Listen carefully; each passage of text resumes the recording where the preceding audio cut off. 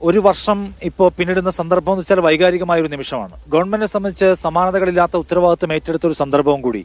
നിങ്ങൾ എന്തുമാത്രം സാറ്റിസ്ഫൈഡ് ആണ് ഈ വയനാടിന്റെ വീണ്ടെടുപ്പ് എന്ന് പറയുന്ന പ്രോജക്ടിന്റെ ഉത്തരവാദിത്തത്തിൽ നിൽക്കുമ്പോൾ?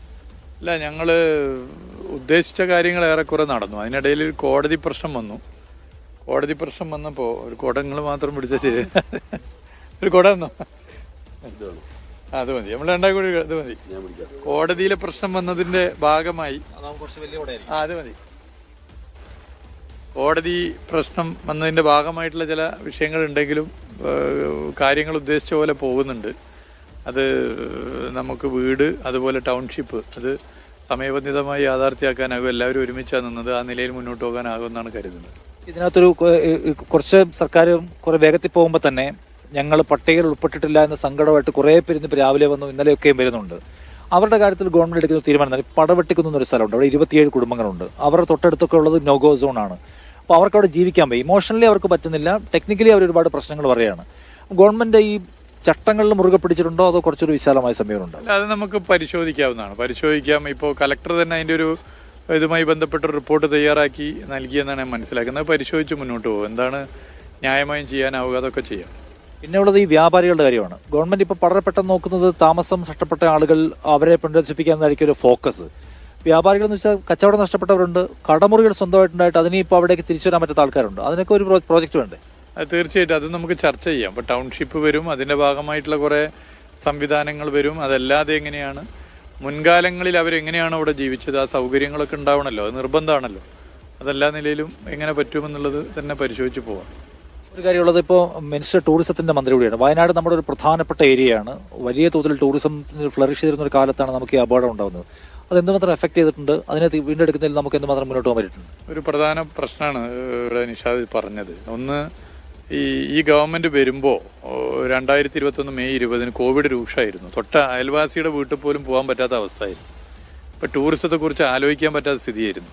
പക്ഷെ അന്നും ഞങ്ങൾ ആലോചിച്ചത് ഈ അവസ്ഥ മാറിയാൽ അൺഎക്സ്പ്ലോർഡ് ആയിട്ടുള്ള ഡെസ്റ്റിനേഷൻസിനെ എങ്ങനെ എക്സ്പ്ലോർ ചെയ്യാമെന്നാണ്. അതിൽ ഞങ്ങൾ കണ്ടെത്തിയൊരു സ്ഥലമായിരുന്നു വയനാട്.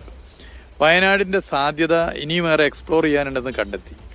വയനാടിൻ്റെ പ്രത്യേകത 2 സ്റ്റേറ്റുമായിട്ട് അതിർത്തി പങ്കിടുന്നു, 3 ജില്ലകളുമായി അതിർത്തി പങ്കിടുന്നു. കർണാടകയുടെ തലസ്ഥാനത്തേക്കാണ് കേരളത്തിൻ്റെ തലസ്ഥാനത്തേക്കാൾ വേഗത്തിലെത്താൻ പറ്റുക ബാംഗ്ലൂർ ആണെങ്കിൽ പ്രധാന IT ഹബ്ബാണ്. അപ്പോൾ ബാംഗ്ലൂരിൻ്റെ വീക്കെൻഡ് വയനാട്ടിലേക്ക് മാറ്റുക, അതിനുവേണ്ടി ബാംഗ്ലൂർ കേന്ദ്രീകരിച്ച് വലിയ നിലയിൽ പ്രചരണം വയനാട് ടൂറിസത്തിന് നൽകി. ബാംഗ്ലൂർ വീക്കെൻഡ് പിന്നെ വയനാട്ടിലേക്ക് മാറി. അങ്ങനെ വയനാട് നന്നായി ഫ്ലറിഷ് ചെയ്ത് വരുന്ന സമയത്താണ് ചൂരൽമല ദുരന്തം ഉണ്ടാകുന്നത്. അത് വയനാട് ഡിസാസ്റ്റർ എന്നാണ് ഹാഷ്ടാഗിൽ വന്നത്. അതിൻ്റെ ഭാഗമായി ആളുകളിൽ ഒരു ചെറിയ ആത്മവിശ്വാസക്കുറവുണ്ടായി. വയനാട് സുരക്ഷിതമാണോ എന്നൊക്കെ സംശയമുണ്ടായി. പക്ഷേ കഴിഞ്ഞ ഡിസംബറിൽ ഞങ്ങൾ കുറേയേറെ വ്ളോഗേഴ്സിനെയും മറ്റും ഇന്ത്യയുടെ പല ഭാഗത്തുനിന്ന് കൊണ്ടുവന്നു. വലിയ നിലയിലേക്കുള്ള പ്രചരണം നടത്തി. അതിനുശേഷം ഇവിടെ വലിയ ഫെസ്റ്റുകൾ നടത്തി. ഇപ്പോൾ വയനാട് ഏറ്റവും വലിയ ഡൊമസ്റ്റിക് ടൂറിസ്റ്റുകളുടെ എണ്ണമായി. ഇപ്പോൾ വയനാട് ജില്ല ഉണ്ടായതിനു ശേഷമുള്ള സർവ്വകാല റെക്കോർഡ് ആഭ്യന്തര സഞ്ചാരികളായി വിദേശ സഞ്ചാരികളും വയനാട് കണ്ട ഏറ്റവും വലിയ നമ്പറിലേക്ക് വരികയാണ്. അപ്പോൾ ടൂറിസം റിക്കവർ ചെയ്ത് വരുന്നുണ്ട്. ഞാൻ ജില്ലാ സെക്രട്ടറി ശ്രീ റഫീഖ് കൂടിനോട് ഈ പാർട്ടി എങ്ങനെയാണ് കാണുന്നത്? നിങ്ങളുടെ ജില്ലയുടെ ഒരു തിരിച്ചുവരവെന്ന് പറയുന്നത് ടൂറിസത്തിന്റെയും സാമ്പത്തിക സ്ഥിതിയുടെ കാര്യത്തിലായാലും കൊള്ളാം.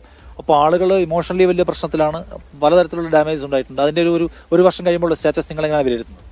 അല്ല, ജനങ്ങൾ സർക്കാർ നടത്തിയ പ്രവർത്തനങ്ങൾ വളരെ നല്ല നിലയിൽ തന്നെയാണ് കാണുന്നത്. കാരണം ഈ വയനാട്ടിലെ ജനങ്ങൾ അതിന്റെ കാര്യങ്ങളെല്ലാം നേരിട്ട് അനുഭവപ്പെട്ടവരാണ്. മറ്റെല്ലാം പുകവറ സൃഷ്ടിക്കുന്ന നിലയിലുള്ള പല പ്രചാരണങ്ങൾ നടക്കുമ്പോഴും ഈ ദുരന്തമുണ്ടായ ആ നിമിഷം മുതൽ രക്ഷാപ്രവർത്തനത്തിൽ തുടങ്ങി താൽക്കാലിക പുനരധിവാസവും പിന്നെ ആളുകളുടെ ഉപജീവന മാർഗം എന്ന നിലയിലുള്ള കാര്യങ്ങളും അതോടൊപ്പം ജീവനോപാധി നൽകുന്നതായാലും മരണപ്പെട്ടവരുടെ കുടുംബത്തെ ചേർത്ത് നിർത്തുന്ന നിലയിലുള്ള പ്രവർത്തനങ്ങളായാലും ഇപ്പോൾ അതിനുശേഷം നമ്മുടെ ഏറ്റവും പ്രധാനപ്പെട്ട കാര്യം പെർമനന്റ് പുനരധിവാസത്തിന്റെ പ്രവർത്തനങ്ങളായാലും ഇതെല്ലാം വളരെ മാതൃകാപരമായ പ്രവർത്തനമാണ് കേരളത്തിലെ ഗവൺമെന്റ് ഇച്ഛാശക്തിയോടുകൂടി നടത്തുന്നത്. ദുരന്തബാധിതരെ ചേർത്ത് നിർത്തിക്കൊണ്ടാണ് നടത്തുന്നത്. ഇവിടെ സൂചിപ്പിക്കപ്പെട്ടതുപോലെ ടൂറിസം ഉൾപ്പെടെയുള്ള കാര്യങ്ങളുമായി ബന്ധപ്പെട്ട് ഇതിന്റെ ഭാഗമായി വന്നു ചേർന്നിട്ടുള്ള പ്രതിസന്ധികളെ മുറിച്ചു കിടക്കാൻ നടത്തിയ പ്രവർത്തനങ്ങൾ ഇതെല്ലാം കേരളത്തിലെ ഗവൺമെന്റ് നടത്തിയതിനെ സംബന്ധിച്ച് വളരെ കൃത്യതയോടുകൂടി ജനങ്ങൾക്ക് ബോധ്യമുണ്ട്. അതുകൊണ്ട് തന്നെ ജനങ്ങൾ വളരെ പ്രതീക്ഷയോടുകൂടി തന്നെയാണ്, വളരെ നല്ല നിലയിൽ തന്നെയാണ് ഗവൺമെന്റിനെ കാണുന്നത്. ദുരന്തബാധിതരെ ചേർത്തിരുന്ന പ്രവർത്തനങ്ങൾ അതുകൊണ്ട് തന്നെ ഗവൺമെന്റിനോടൊപ്പം ചേരുന്ന നിലപാടാണ് ഈ വയനാട്ടിലെ ജനങ്ങളാകെ സ്വീകരിക്കുകയും ചെയ്തിട്ടുള്ളത്.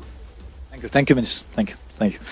അപ്പോൾ വയനാടിനെ തിരിച്ചെടുക്കാനുള്ള പരിശ്രമത്തിന്റെ ഭാഗമായി അശ്രാന്തമായ ഇടപെടൽ നടത്തിക്കൊണ്ടിരിക്കുന്നതാണ് സർക്കാർ സംവിധാനങ്ങൾ അല്ലെങ്കിൽ ഇവിടെയുള്ള രാഷ്ട്രീയ പാർട്ടികളൊക്കെ തന്നെയും ചൂണ്ടിക്കാണിക്കുന്ന കാര്യം.